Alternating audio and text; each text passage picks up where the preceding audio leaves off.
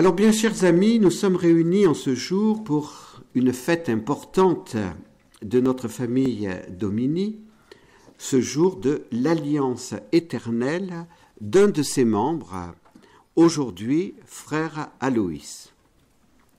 Chaque famille a ses jours de fête. Les jours de grande fête dans les familles sont les jours de mariage, le jour des vœux perpétuels et, pour une famille religieuse, le jour de la très grande fête, car il s'agit d'un mariage supérieur encore au mariage humain. C'est l'alliance éternelle avec Jésus, l'époux divin de l'Église. Les vœux de notre frère Aloïs se déroulent en la solennité de Saint Jean-Baptiste. Il était donc tout indiqué que le sujet de la conférence de ce matin soit en lien avec la vie et la mission du précurseur, qui est un modèle d'humilité, de fidélité et de courage pour tous les consacrés. Le titre que nous avons choisi hier, Monseigneur Blondel en a parlé dans son homélie, vient des paroles de Jean-Baptiste lui-même. « Il faut qu'il grandisse et que je diminue ». Pour comprendre cette phrase, il faut la situer dans l'Évangile selon saint Jean. En approfondissant le 4e évangile, nous ne pourrons que faire cette constatation. Le disciple bien-aimé de Jésus est aussi le disciple qui a beaucoup aimé Jean-Baptiste et qui a parlé de lui plus encore que les évangélistes synoptiques. Première partie, la signification du dernier témoignage de Jean-Baptiste. Nous lisons dans le 3e chapitre de l'Évangile selon saint Jean. Après cela, Jésus vint avec ses disciples au pays de Judée, et il y séjourna avec eux, et il baptisait. Jean aussi baptisait à Hénon, près de Salim, car les eaux y abondaient. Et les gens se présentaient et se faisaient baptiser. Jean, en effet, n'avait pas encore été jeté en prison. Il s'éleva alors une discussion entre les disciples de Jésus, de Jean, et un juif à propos de purification. Ils vinrent trouver Jean et lui dirent : « Rabbi, celui qui était avec toi de l'autre côté du Jourdain, celui à qui tu as rendu témoignage, le voilà qui baptise, et tous viennent à lui. » Jean répondit : « Un homme ne peut rien recevoir si cela ne lui a été donné du ciel. Vous-même, vous m'êtes témoin que j'ai dit : je ne suis pas le Christ, mais je suis envoyé devant lui. Qui a l'épouse et l'époux ? Mais l'ami de l'époux qui se tient là et qui l'entend est ravi de joie à la voix de l'époux. Telle est ma joie, et elle est complète. Il faut que lui grandisse et que moi, je diminue. » On ne peut qu'être en admiration devant la noblesse des sentiments de Jean-Baptiste et son détachement de lui-même. Ses disciples sont jaloux, pourrions-nous dire, parce que Jésus ferait comme ombrage à leur maître. Jean l'évangéliste précisera, quelques versets plus loin, que de fait, Jésus ne baptisait pas, mais ce sont ses disciples qui baptisaient. Les disciples de Jean-Baptiste ne comprennent pas pourquoi Jésus baptise et pourquoi il permet à ses disciples de baptiser, car pour les disciples du précurseur, baptiser, c'est la mission de Jean-Baptiste et non pas celle des disciples de Jésus.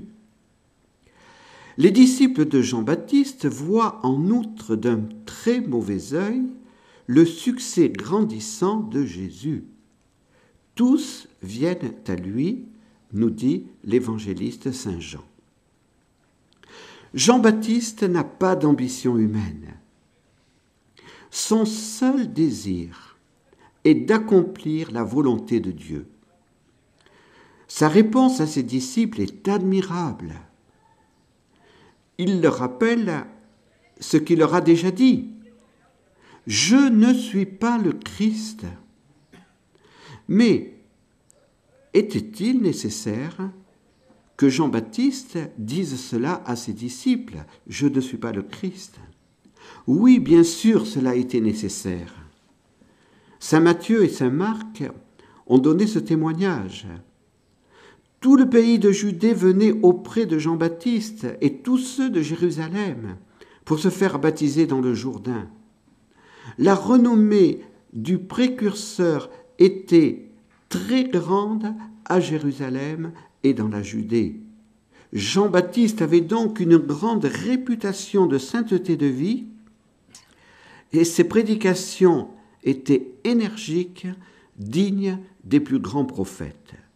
Il n'est donc pas étonnant que beaucoup pensaient que c'était lui, le Messie attendu. Et donc, Jean-Baptiste devait rectifier et dire « ce n'est pas moi ». Jean l'évangéliste souligne une prédication de Jean-Baptiste que les synoptiques n'ont pas donnée et qui a toute son importance pour montrer à quel point Jean-Baptiste veut s'effacer. « Je suis la voix de celui qui crie dans le désert. » Saint Augustin donnera une interprétation lumineuse sur ce témoignage. Jean est la voix. Cela signifie qu'il n'est pas la parole ou le verbe. La voix, en effet, transmet la parole, mais c'est le verbe transmis par la voix qui va demeurer dans le cœur des auditeurs. La voix est nécessaire pour transmettre la parole, mais elle est moins importante que la parole. Peu à peu, on oublie le son et le timbre de la voix, alors que la parole demeure dans la mémoire et continue à porter du fruit. Jean-Baptiste est donc la voix dont Dieu a besoin pour transmettre sa parole. Mais il a bien pris soin de spécifier « je suis la voix » pour que l'on ne se méprenne pas. Il n'est pas la parole, il n'est pas le verbe, il n'est pas le Messie. Avant le baptême de Jésus dans le Jourdain, Jean-Baptiste disait qu'il baptisait dans l'eau, mais qu'allait venir celui qui est plus fort que lui. Il se disait ne pas être digne de délier la courroie de ses sandales. Il vous baptisera, lui, dans l'esprit et le feu. Les 4 évangélistes donnent le même témoignage, preuve de l'importance de cette prophétie. L'évangéliste Saint Jean rapporte une autre parole importante du Baptiste, qui révèle pourquoi celui qui vient est plus fort que lui. Jean-Baptiste dit « Il existait avant moi ». Jean 1, 30. Jean-Baptiste est né 6 mois avant Jésus. Comment donc Jésus peut-il exister avant lui ?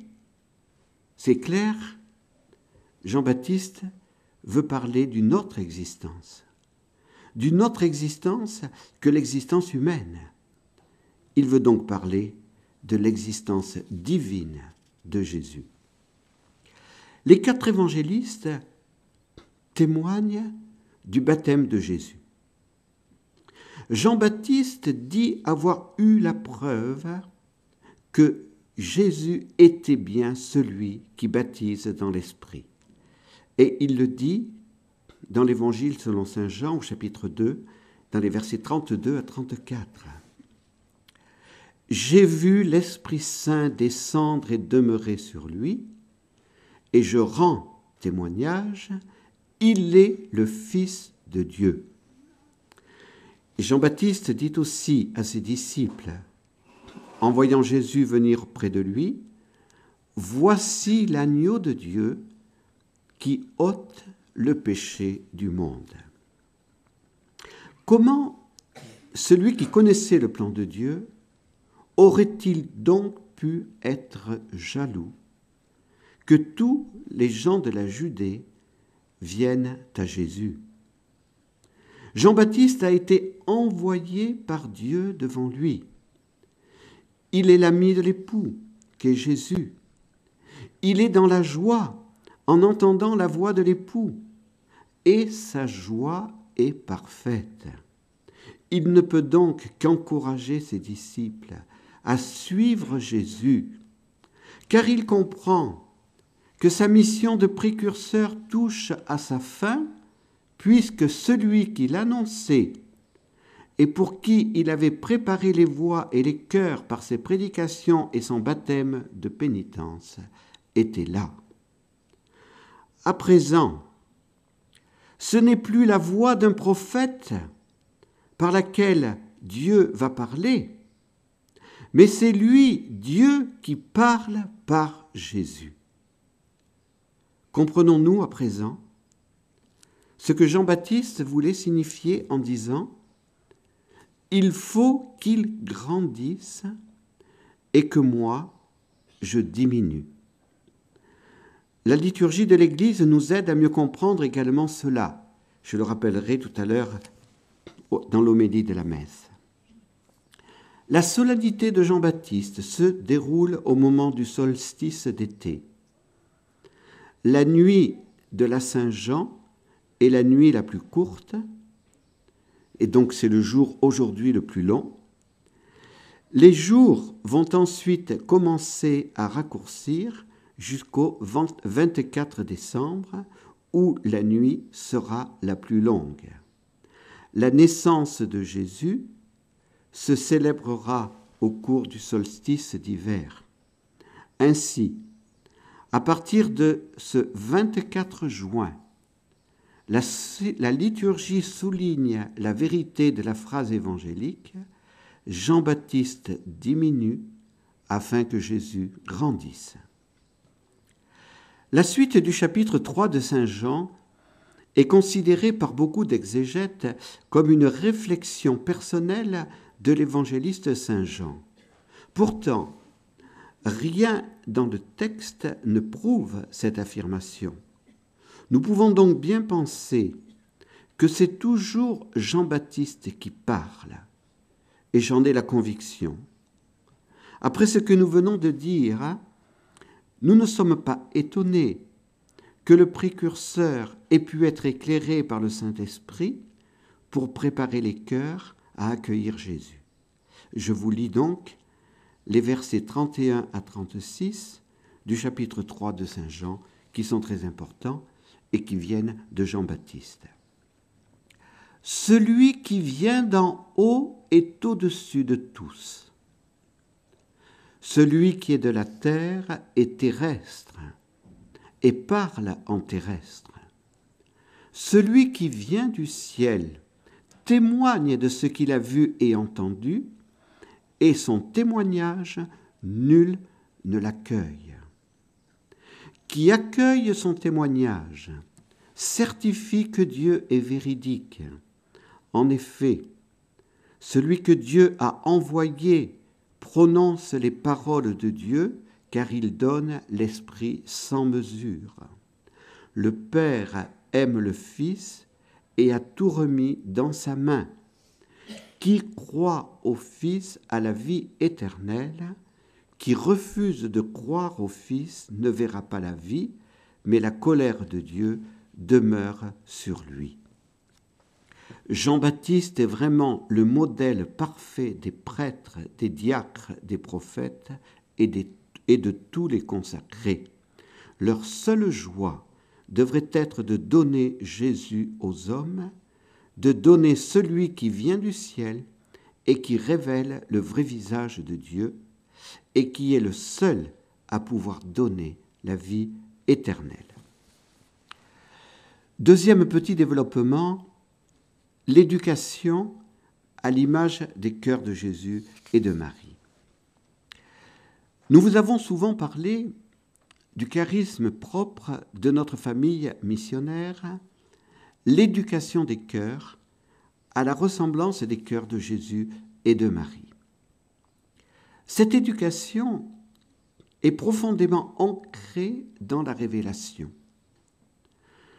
L'homme a été créé à l'image et à la ressemblance de Dieu. Mais le péché originel l'a fait entrer, selon les pères d'après saint Bernard, dans la dissemblance, donc la non-ressemblance. Comment l'homme peut-il être à nouveau établi dans la ressemblance? Jésus, qui est l'image parfaite du Père, par la rédemption, a restauré la ressemblance. Toute l'éducation tend donc à reproduire en nous l'image de Jésus qui a été restaurée par les grâces du baptême. Notre père fondateur et mère Marie Augusta ont été de grands éducateurs.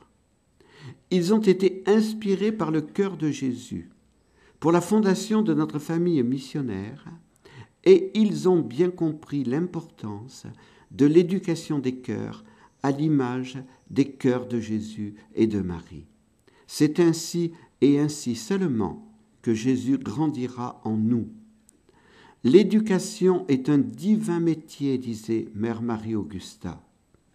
Elle demande beaucoup de patience, de persévérance, de confiance, d'énergie et d'ardeur d'amour, disait le Père. Mais quelle joie de participer à l'éducation des cœurs et d'aider les baptisés à réaliser en leur vie ce que saint Paul avait réalisé en la sienne. Ce n'est plus moi qui vis, c'est le Christ qui vit en moi. Galates 2, 20. Puisse cette journée des vœux vous obtenir la grâce de comprendre l'urgence actuelle de l'éducation des cœurs, mais aussi le but de l'éducation. Le mot « éduquer » signifie « faire grandir ». La phrase de Jean-Baptiste décrit donc bien ce qu'est l'éducation. Il faut que l'homme ou la femme pécheur diminue afin que Jésus puisse grandir en eux. Troisième développement, le combat spirituel, faire taire son moi pour laisser Jésus. Le Père a souvent parlé, à la suite de notre mère, que nous devions tous et chacun exercer le combat spirituel. Il est bien et nécessaire de vouloir développer son cœur à la ressemblance des cœurs de Jésus et de Marie. Mais si nous ne développons pas les vertus, nous risquons d'être dans la pure illusion. Aujourd'hui, à l'heure d'Internet, beaucoup vivent dans le virtuel. On joue un rôle. On se croit un champion de football ou de rugby, un homme politique connu, une star. Mais la réalité est tout autre. En aucun domaine de la vie humaine, on obtient sans se fatiguer, sans étudier et sans travailler. Il en est ainsi dans la vie spirituelle. Il faut développer patiemment, mais avec persévérance et confiance, disait le Père, toutes les vertus pour devenir un saint. Ce combat peut être certains jours décourageant à cause de nos défauts, de nos péchés, de nos chutes. Mais heureusement, La miséricorde du cœur de Jésus est là. Son cœur nous est toujours grand ouvert et il ne nous refuse jamais son pardon. Benoît XVI aime rappeler qu'être saint, ce n'est pas ne jamais tomber, mais c'est se relever tout de suite lorsque l'on est tombé et recourir le plus rapidement possible à la source de la miséricorde divine, qui est le sacrement de pénitence, où le cœur de Jésus nous attend. Pourquoi devons-nous développer les vertus? Tout simplement pour faire taire les tendances égoïstes de notre moi. Nous sommes tous marqués par les conséquences du péché originel. La triple concupiscence. Notre moi revendique sans cesse toujours plus d'argent, toujours plus de plaisir, toujours plus de pouvoir, toujours plus de gloire. Je pense qu'il aurait été important que l'entraîneur de l'équipe de France de football rappelle cela à nos footballeurs avant le match de hier soir, car ils se prennent un peu pour des dieux. Et ils ne sont pas des dieux. La preuve, le résultat est là. Les Espagnols nous ont fait voir qu'ils étaient quand même beaucoup plus maîtres de la situation qu'eux. Mais le problème, c'est là. 11 mois égoïstes et orgueilleux ne font pas une équipe. Voilà. Tout simplement, notre moi revendique toujours sa place. Si nous cédons aux requêtes de notre moi, nous devenons esclaves de nos passions. Et nous vivons, comme le dit Benoît XVI, dans la prison de notre moi. Peut-on sortir de cette prison? Oui, bien sûr, par la grâce de Jésus, qui est venu nous libérer. Mais comment faire pour en sortir? Recevoir sa grâce par les sacrements institués par Jésus et prier sans cesse notre Seigneur. Mais la grâce de Jésus ne peut pas tout faire. Un dicton célèbre dit « Aide-toi et le ciel t'aidera ». Cela signifie « Fais de petits efforts et le ciel t'aidera ». Nos pères et mères ont particulièrement invité leurs enfants spirituels à combattre l'égoïsme et l'individualisme pour faire taire leur moi et permettre ainsi à Jésus de vivre et de grandir en nous. C'est ainsi et seulement ainsi que Jésus grandit et que notre moi diminue. Mais redisons-le encore, cela ne se fait pas automatiquement. Il faut faire taire le moi par l'exercice persévérant des vertus et par de nombreux petits renoncements. En ce domaine, les 3 petits-enfants de Fatima, la petite Anne de Guigné, sont des modèles pour tous les adultes. Imitons-les. La méthode assimile, c'est-à-dire la méthode sans effort du combat spirituel, n'existe pas. D'ailleurs, la méthode assimile, même pour apprendre les langues, elle n'existe pas. C'est facile de dire « les Polonais sont forts pour apprendre les langues ». Non, ils mettent plus d'efforts que nous pour les apprendre. Voilà, donc il faut des efforts. C'est pour ça que l'exercice des vertus est absolument nécessaire. Ne croyez pas cependant que le combat spirituel engendre morosité et tristesse, et que la vie religieuse est une vie dure et pénible. Non, le combat spirituel donne la joie, la vraie joie, la joie durable, la joie de Dieu. La vie religieuse est un grand don de Dieu pour les privilégiés du cœur de Jésus que sont les consacrés. Ne plus être esclave de son moi, mais vivre en Jésus, vivre de Jésus, vivre par Jésus est un bonheur que l'on ne peut décrire. C'est bien la vraie liberté spirituelle atteinte par la Vierge Marie et les saints. Saint Paul, dans sa lettre aux Galates, a laissé entendre que ceux qui vivaient selon la chair étaient de fait esclaves de leur passion. On sait bien tout ce que produit la chair, écrit-il. Fornication, impureté, débauche, idolâtrie, magie, haine, discorde, jalousie, emportement, dispute, dissension, scission, sentiment d'envie, orgie, ripaille et choses semblables. Galates 5, 19, 21.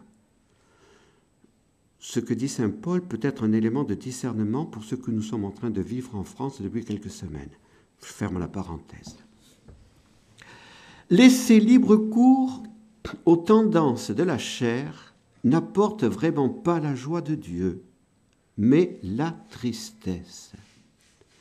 Nos sociétés occidentales, qui ont rejeté leurs racines chrétiennes pour le matérialisme, le relativisme et l'hédonisme, n'engendrent pas la vraie joie. Par contre, la vie selon l'esprit apporte la vraie joie. Écoutons saint Paul. Le fruit de l'esprit est charité, joie, paix, longanimité, serviabilité, bonté, confiance dans les autres, douceur, maîtrise de soi. Dans la lettre aux Romains, plein d'enthousiasme, saint Paul écrit « Si par l'esprit vous faites mourir les œuvres du corps, vous vivrez. En effet, tous ceux qu'anime l'Esprit de Dieu sont fils de Dieu. Aussi bien, n'avez-vous pas reçu un esprit d'esclave pour retomber dans la crainte? Vous avez reçu un esprit de fils adoptif qui nous fait crier « Abba, Père !» L'Esprit en personne se joint à notre esprit pour attester que nous sommes enfants de Dieu. Donc Romains 8, 14, 16. Les JMJ révèlent cette joie qui habite le cœur des jeunes disciples de Jésus. Alors, n'ayons pas peur de mourir à notre moi afin de laisser grandir Jésus en nous. Nous vivrons dans la vraie joie. Quel bonheur! Donc si on a un nouveau entraîneur d'équipe de France de football ou de rugby, donnons-leur ces bons conseils pour que nos joueurs entrent dans cette vraie joie. La mission, conquérir à Jésus et non à notre personne. Ce sera le 4e développement. Cette journée de vœux, après les ordinations diaconales d'hier soir, doit également être marquée par la mission. Et pour nous, c'est la mission des apôtres de l'amour. On ne se consacre pas à Jésus pour vivre une petite vie tranquille dans une tour d'ivoire, loin des soucis du monde. On se consacre certes pour vivre en Jésus, pour vivre avec Jésus dans une communauté religieuse, mais aussi pour partager la mission de Jésus et la mission de telle famille religieuse. Jean-Paul II, dans sa lettre apostolique sur la vie consacrée, a commenté l'évangile de la transfiguration. Il a voulu faire découvrir que tout consacré apostolique doit partager sa vie entre, d'une part, l'union intime à Jésus par la prière et la contemplation, et, d'autre part, la mission. Tout consacré doit donc monter chaque jour sur le mont Tabor pour contempler Jésus et redescendre ensuite dans la plaine pour porter Jésus aux hommes de notre temps. Mais la mission doit toujours être vécue dans l'humilité de saint Jean-Baptiste. Comme nous venons de le voir, ses contemporains pensaient qu'il était le Messie. Ses disciples pouvaient même le prendre pour supérieur à Jésus. En effet, il faisait de grandes pénitences au désert, alors que Jésus ne donnait pas cette impression. Les foules venaient se faire baptiser par lui. Jésus, lui, ne se présentait pas comme un roi puissant, mais il se présentait comme doux et humble de cœur. Lorsqu'il va rentrer à Jérusalem, il ne cherchera pas la gloire, mais il montera sur un âne et non sur un cheval. Jean-Baptiste devra détromper ses disciples qui se trompent sur sa personne. C'est Jésus que vous devez suivre. C'est lui le Messie attendu. Il faut qu'il grandisse et que je diminue. Dans la mission, nous devons être attentifs à ne pas rechercher la faveur des hommes et la gloire humaine. Je répète souvent aux frères et aux sœurs que nous ne devons pas être comme l'âne qui porte les reliques. Vous savez, cet âne qui porte les reliques, il avance, tout le monde se met à genoux devant lui. Et donc ce pauvre âne croit qu'on se met à genoux pour lui. Voilà. Donc attention, attention. Mère Marie-Augusta disait « Nous devons agir comme l'ange qui montre la route et disparaît. » Ce n'est pas à nous que vous devez être attachés, c'est à Jésus. Nous, on doit être l'ange qui vous montre Jésus. Voilà. Le Père éduquait ses enfants à l'humilité. Il nous disait de ne faire attention ni au succès ni à l'échec dans la mission, mais de ne rechercher que la volonté de Dieu. Nous ne devons jamais oublier, nous disait-il, que si nous moissonnons, c'est parce que d'autres ont semé avant nous. Autre est celui qui sème, autre est celui qui moissonne, dit Jésus. Le moissonneur ne doit pas s'enorgueillir. D'autres ont préparé le terrain, d'autres ont labouré, d'autres ont semé, d'autres ont arrosé. C'est l'Esprit Saint qui a agi pour les fruits de la moisson. Que le semeur ne se décourage pas. S'il ne voit pas les fruits de ses semailles, sa mission est de semer, non de moissonner. Ainsi, l'apôtre, s'il vit sa mission comme Jean-Baptiste, ne se laissera pas griser par le succès. Il ne se laissera pas non plus décourager par l'échec apparent, mais il cherchera à être fidèle à la volonté de Dieu en agissant, comme nous le disait le Père, avec patience, persévérance et confiance. Notre fondateur et Mère Marie-Augusta n'ont pas vu les fruits de leurs travaux. Ils ont semé, souffert, offert dans l'amour. Aujourd'hui, nous récoltons les premiers fruits. Nous n'avons pas à nous enorgueillir, ce sont eux qui ont semé et travaillé dans la fatigue. Cinquième petit développement, au service de la mission de l'Église qu'est le Christ total. Le Père nous a souvent rappelé que nous exercions notre mission dans le charisme des apôtres de l'amour au service de la grande mission de l'Église. Les ordinations diaconales d'hier ont souligné l'aspect de service que nous ne devions jamais oublier en exerçant l'apostolat. À la suite de Jésus, à la suite de Jean-Baptiste, nous devons être d'humbles serviteurs. Le Père nous parlait souvent de l'humilité et de l'humble confiance. Nous vous demandons vos prières, afin que nos frères soient vraiment d'humbles apôtres de l'amour, d'humbles serviteurs de l'Église. Benoît XVI est pour nous un modèle admirable. Quelle humilité! Quel esprit de service! Il n'a vraiment pas cherché à être évêque, à être préfet de la congrégation pour la doctrine de la foi, et aujourd'hui à être pape. Il a fait tout le contraire pour ne pas l'être.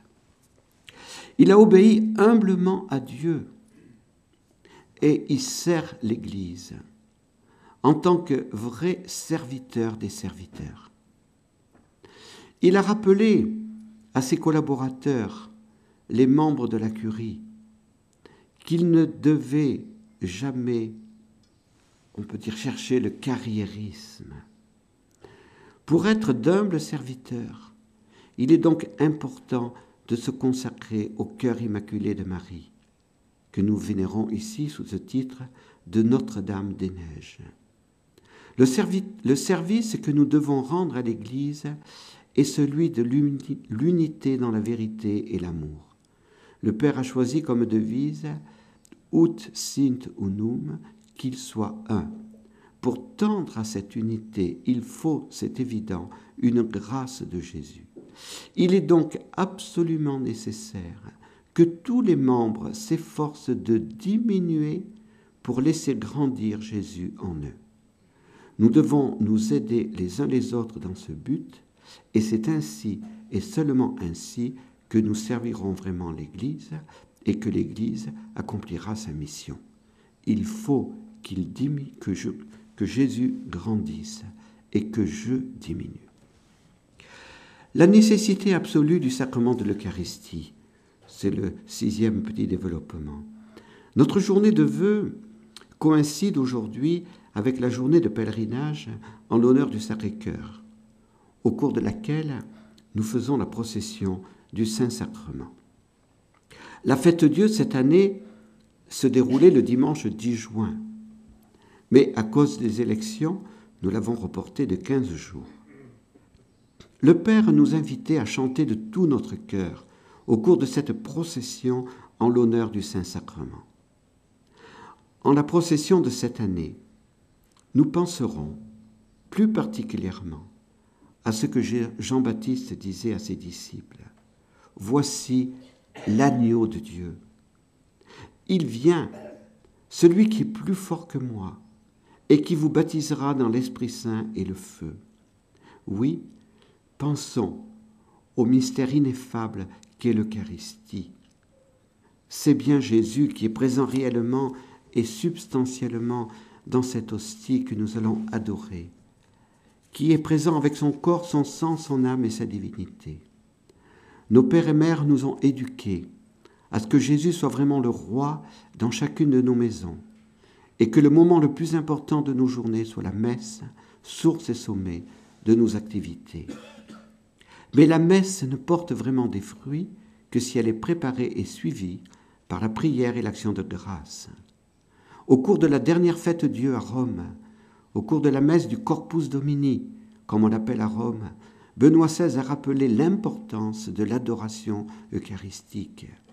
Il s'est élevé contre les erreurs progressistes qui avaient délaissé l'adoration pour ne retenir que la célébration de la messe. Il est nécessaire de retrouver dans toutes les paroisses l'adoration du Saint-Sacrement et les processions de la Fête-Dieu. Je voudrais vraiment que nous rendions grâce à Dieu au cours de cette procession de la Fête-Dieu et que nous rendions grâce à Dieu de nous avoir donné un tel Père et une telle Mère. Car si vous recevez des grâces ici à Saint-Pierre, si vous pouvez vivre une belle liturgie dans la fidélité à ce que veut l'Église, c'est au Père et à Mère Marie-Augusta que nous le devons. Mère Marie-Augusta a donné la note du beau. Le Père a donné la note de la fidélité à l'esprit de la liturgie. Et je conclus, ma vie c'est le Christ, grandeur de l'alliance éternelle. Chaque année, grâce aux vœux perpétuels de nos frères et de nos sœurs, nous vous reparlons de la beauté et de la grandeur de l'alliance éternelle. Cet après-midi, notre frère Aloïs scellera pour toujours cette alliance éternelle avec Jésus, ou plutôt, c'est Jésus qui, par l'Esprit Saint et le ministère de l'Église, scellera cette alliance éternelle avec lui. Tout est don gratuit de Dieu. Nous ne devons jamais l'oublier. C'est Jésus qui nous a appelés. C'est lui qui, après notre oui, nous consacre. Jésus, certes, ne nous oblige pas. Il n'oblige personne. Il nous dit « si tu veux ». Mais lorsque nous lui avons dit oui, alors nous recevons le centuple, comme il l'a promis à Saint Pierre. Quiconque aura laissé maison, frères, sœurs, père, mère, enfant ou champ à cause de mon nom, recevra bien davantage et aura en héritage la vie éternelle. L'alliance éternelle d'une certaine façon. Jean-Baptiste en faisait découvrir la nature lorsqu'il disait à ses disciples « Qui a l'épouse et l'époux, mais l'ami de l'époux qui se tient là et qui l'entend est ravi de joie à la voix de l'époux. Telle est ma joie et elle est complète, il faut que lui grandisse et que moi je diminue. » Oui, comprenons la très grande grâce que Jésus fait à celui ou celle qu'il appelle à être tout à lui. Cette grâce est totalement imméritée. Elle vient du cœur infiniment miséricordieux et amoureux de Jésus, l'époux de l'Église. Prions pour que Jésus puisse conquérir le cœur de nombreux jeunes à son amour. Mère Marie-Augusta disait qu'il lançait toujours ses appels à l'amour. Mais pour répondre à ces appels à l'amour, il est nécessaire d'imiter la disponibilité de la Vierge Marie dans son Ecce, me voici, dans son Fiat, oui, et dans son Magnificat. Comprenez aussi l'urgence pour l'Église de nouvelles vocations. Urgence pour sa vie, urgence pour sa mission. Je conclus en vous citant Mère Marie-Augusta. Ce qu'elle disait en 1948 est toujours actuel en 2012. Le temps presse. Les démons sont déchaînés à travers ce monde perverti. Les cœurs sont pleins de désirs de vengeance, de crimes horribles. Et cependant, au milieu d'eux, s'élève droit, fort, impératif, l'amour. C'est Jésus, dans ses amis fidèles. Jésus a beaucoup d'amis sur la terre, mais combien sont faibles. Ce qui fait un véritable apôtre de l'amour, c'est son activité intérieure intense, beaucoup plus que son activité extérieure. Mais cependant, il faut les deux. L'amour, c'est vivre à fond et sans limite. C'est être tout à tous. C'est le don de soi absolu et sans réserve. Et c'est se garder intégralement à son Dieu. L'amour, c'est l'affection de la perfection dans les moindres choses, matérielles et spirituelles. Un profond respect et l'imitation de toutes les vertus. L'amour, c'est l'attention fixe à ce que l'on fait, dans le don total de chaque instant qui appartient à Dieu. L'amour, c'est tout, c'est simple, c'est riche, c'est pauvre, c'est humble, c'est obéissant, c'est amoureux. C'est doux, c'est violent, c'est bon par-dessus tout. Au cours de la liturgie des vœux, comme nous l'avons fait déjà hier, nous chanterons le cantique des apôtres de l'amour. Ce cantique nous vient de Mère Marie-Augusta et est notre conclusion qui nous prépare à la messe suivie de la procession de la fête Dieu. Mes bien chers enfants, Jésus veut nous guider et rien ne lui est plus doux qu'une confiance d'enfant. Allez de l'avant dans vos découvertes de l'amour. Et aussi, apprenez à connaître la grande misère du cœur humain. Devenez des apôtres de l'amour qui fait vivre et souffrir, de l'amour qui unit les cœurs, de l'amour qui fait réconcilier les plus grands ennemis, de l'amour qui fait tout pardonner, qui pardonne tout, l'amour qui découvre tout, l'amour qui garde pur, l'amour qui garde jeune, qui rend simple et naïf, avisé, confiant, humble, l'amour qui fait faire des folies, des bêtises, qui les fait réparer, l'amour qui enfante, L'amour qui attire irrésistiblement l'amour. L'amour qui donne des ailes.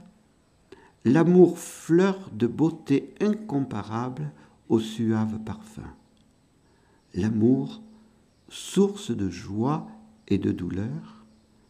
L'amour, fruit de confiance, de foi et d'espérance. L'amour qui renverse tous les obstacles à l'amour. L'amour qui fait aimer passionnément le Christ, donc la croix. L'amour qui ressuscite les morts, qui guérit les malades, qui fait vivre de la force de Dieu seul.